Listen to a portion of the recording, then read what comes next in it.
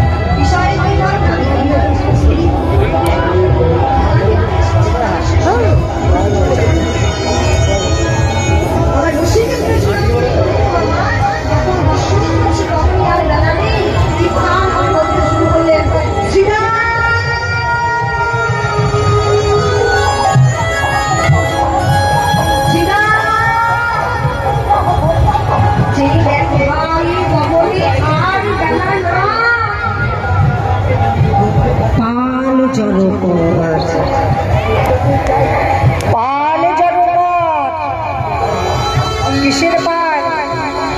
ধেনুর পাল। যিনি রসিকেন্দ্র চূড়ামণি, যার একটা ইশারা ছাড়া গোটা বিশ্ব ব্রহ্মাণ্ড চালিত হয় না, সে গেছে নবলক্ষ ধেনুর পাল নিয়ে। মাঠে গরু চড়াতে বলে না, তবে নবলক্ষ ধেনু আমাদের নববিধা ভক্তি স্বরূপ। যিনি অখিল ব্রহ্মাণ্ডের মালিক, সে নাকি গেছেন গরু চড়াতে না গো, তবে বললেন কি জীব শিক্ষা, পাল জড়ো করো। তোমাদেরকেও বলছি পাল জড়ো করো, সময় নেই। পশ্চিম গগনে সূর্য অস্তা চলে। ইহ জগতে তো সূর্য অস্তা যাবার একটা সময় আছে, তাই না? শীতকালে যাবে ঠিক 5টা, গ্রীষ্মকালে 6:30, পৌনে 7টা পর্যন্ত হয়। কিন্তু আমাদের জীবনের আয়ু সূর্য কখনকার অস্তাচলে চলে যাবে কেউ জানে না বাবা।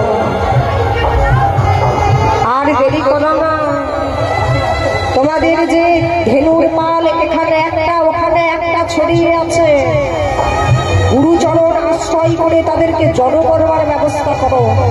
আর যদি জড়ো করতে না পারো, একটা পাল থেকে যদি কোনো একটা ধেনু ছড়িয়ে যায়, ছিটকে অন্য জায়গায় যায়, তবে মালিককে গিয়ে তুমি যাই জবাব দিতে পারবে না, মালিকের কাছে গিয়ে জবাব দিতে পারবে না।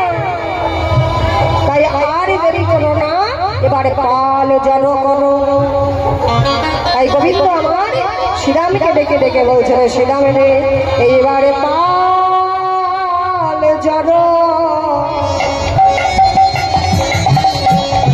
করো।